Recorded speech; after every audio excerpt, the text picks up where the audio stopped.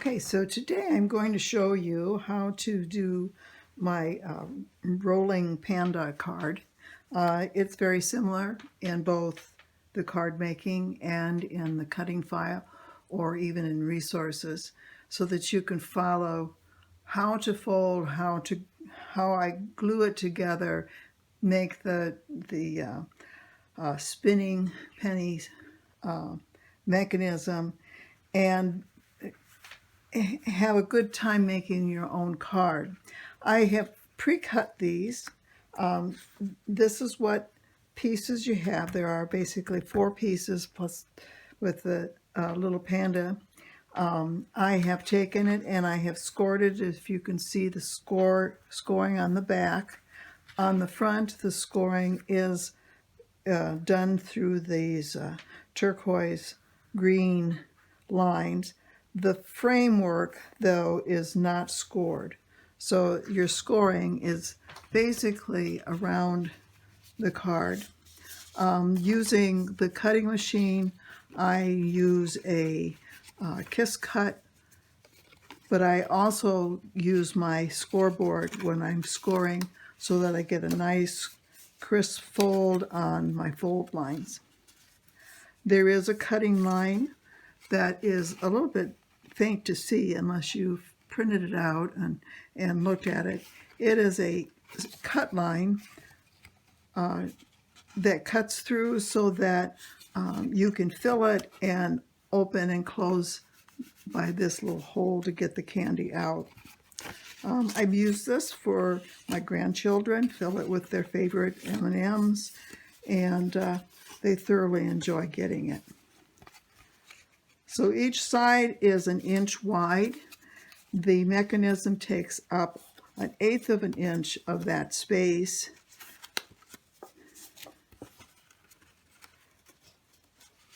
These little pieces here with the corners cut off are your glue lines. It's just a box. So you have your fold-ins on the side, and the box will eventually just fold together like this, glue down, and you have a cute little box.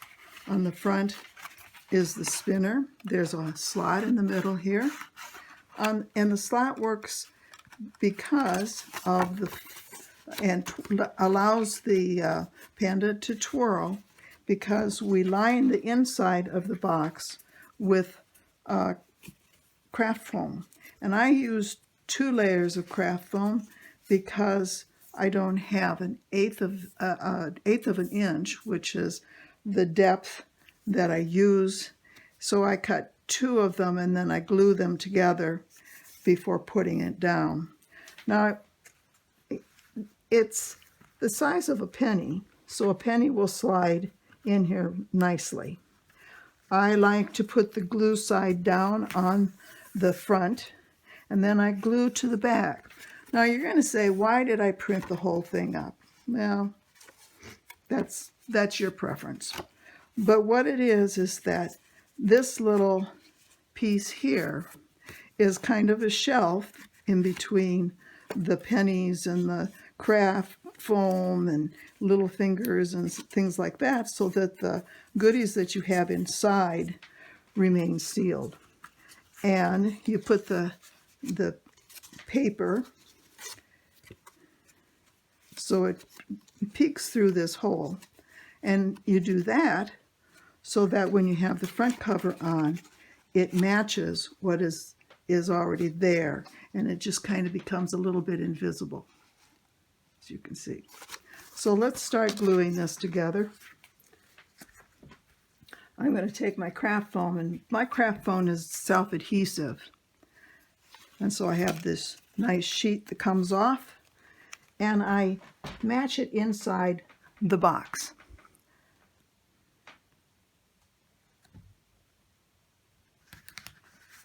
It's a little bit smaller, as you can see, than what the box is, and that makes it so that you don't have any binding when you fold the pieces up around it. So try to get it in there as straight as possible. I don't necessarily have mine in there quite as straight.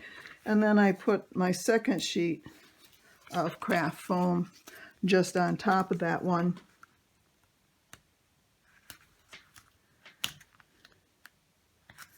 And what this does is it creates a pocket for that penny to run in. Now most of the cards that you see online will use craft foam and just put it across here. What I've found is using the whole sheet gives you a really good platform to for little hands to hold on to, and it won't bend on them. Now before you do any sealing up of this, you need to create your penny slider. And the slider mechanism actually is a penny on one side with a little craft foam, and I buy them in these little dots. I use the small dot in between the two, so we'll take this, and I am using a penny that has a shield on it. Helps me center it, because you want to get this right in the middle of the penny. That way it will spin nicely. The Panda is 1 3/4 by 1 3/4, and so he's been made in a circular fashion so that he will twirl nicely. Now this is why I say do this now, because once you seal it up, you have a problem. You cannot slip your penny in between. So we have our penny here and our penny in my hand, and I need to line these pennies up so that they are centered.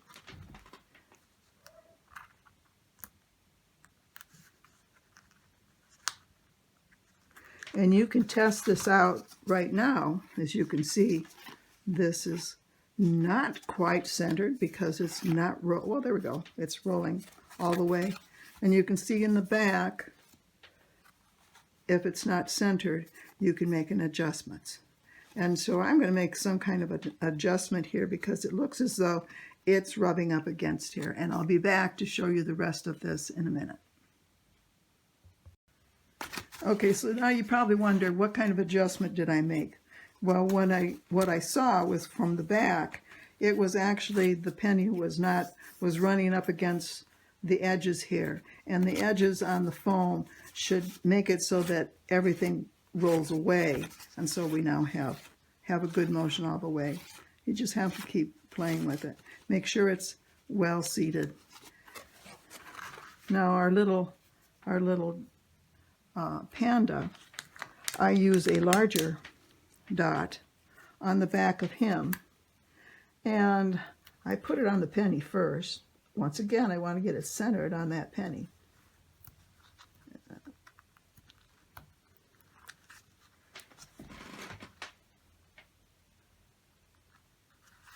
There we go.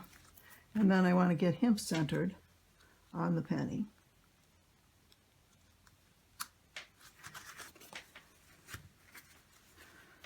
This piece, as I said, is going to go on the back. As you can see, the penny is below that. And I want to make sure that it aligns up with the picture in the front.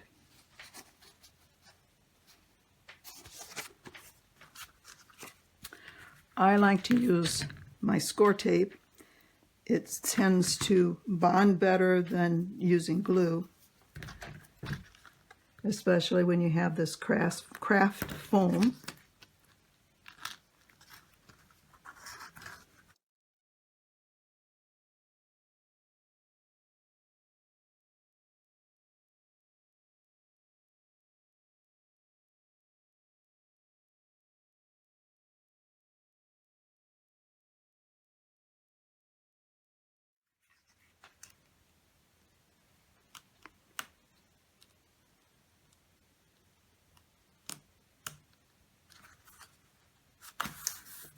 Right. Still working? Yep, there we go. Still twirling. All right, so now these little pieces will glue on to the sides of the inside of the box, and then it makes a nice clean seal on the inside. This piece slides in, so you might want to do those pieces first to get a nice corners for your inside pieces. So let's go ahead and make our box. First, start by putting your craft tape on the edges of these. We can pull those off after the sides have come up. Make sure you have all your folds nice and crisp. And I will continue.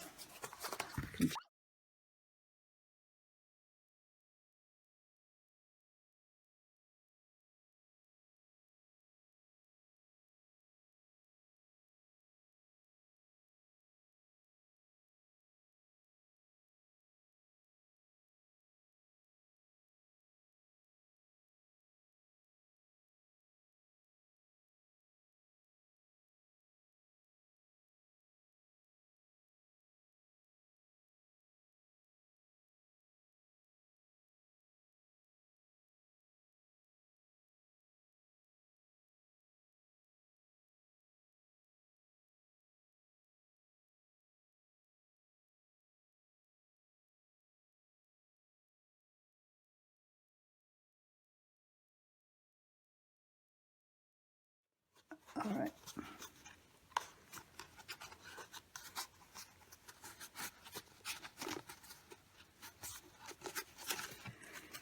Okay, I am going to go ahead and cut this line here instead of keeping it as a perf.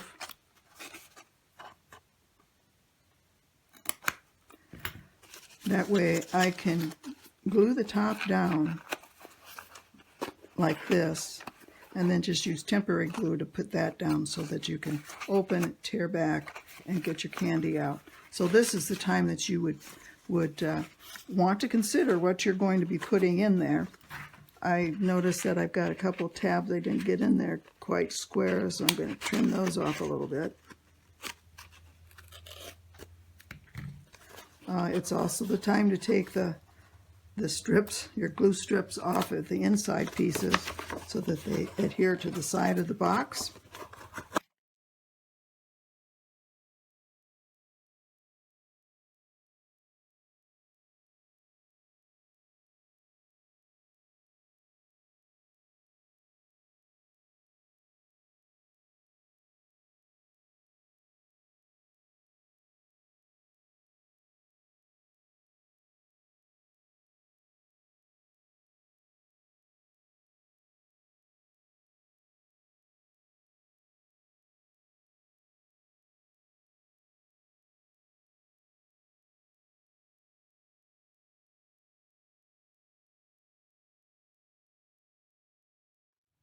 And then basically the top just comes over and glues, sealing the card up.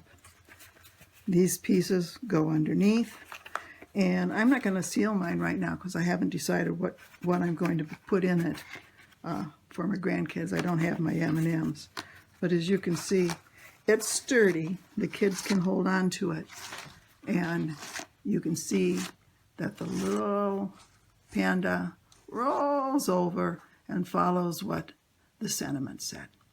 Thank you for purchasing my Panda spinning card candy box, and I hope that this video will help you in putting it together.